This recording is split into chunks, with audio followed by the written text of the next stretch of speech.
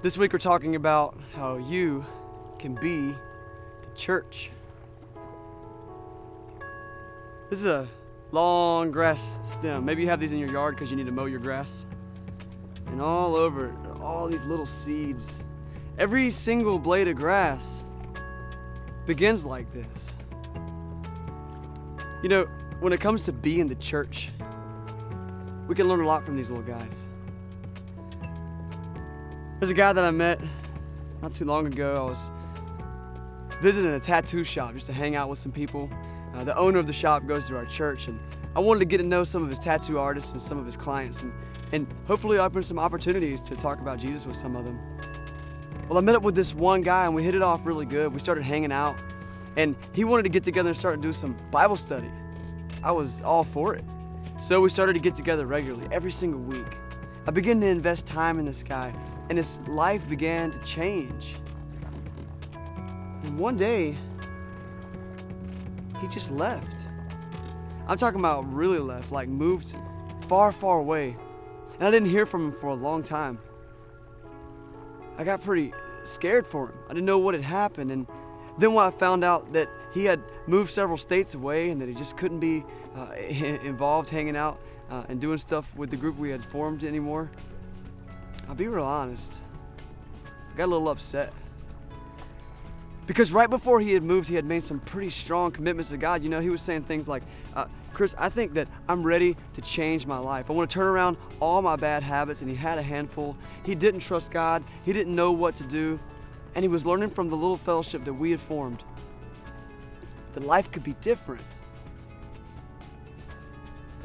I started to get a little selfish over my ownership of this guy's relationship with God.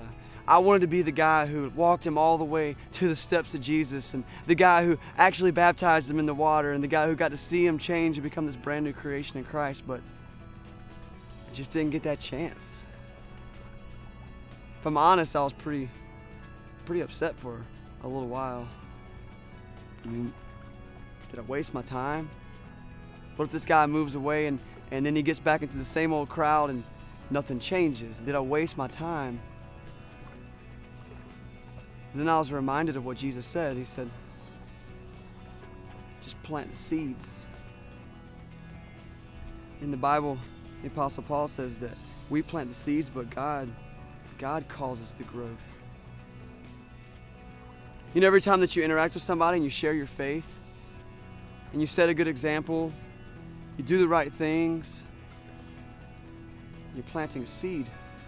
And it's like a farmer who's in this big field, and he's got this row ahead of him, and he takes a step and he plants a seed, and he takes a step and he plants a seed. And I'll be honest with you, sometimes you plant a seed and you get to hang around for a while, and you get to see it grow, and sometimes you don't.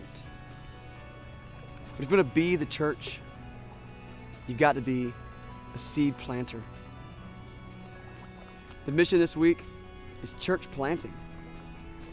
In 6 weeks, my family and I, we're moving to Wilmington, and we're going to plant a church. In fact, that language comes from the idea of planting the seeds of the gospel throughout the city that you're in. And you know, we're going to move there. We're going to start to build community. Our goal is to get a launch team together, people that can share the vision and the love for the city with us. And then hopefully by the early spring of next year, 2013, we'll actually launch a public church service where we can invite people from all over the city to come and begin to plant seeds in their life.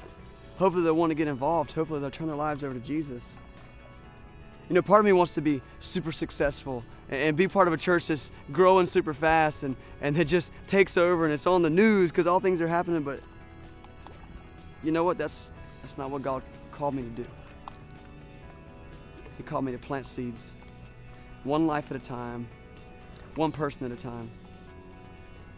And you can do that too. You can be a church planter. Be the church. Be a seed planter.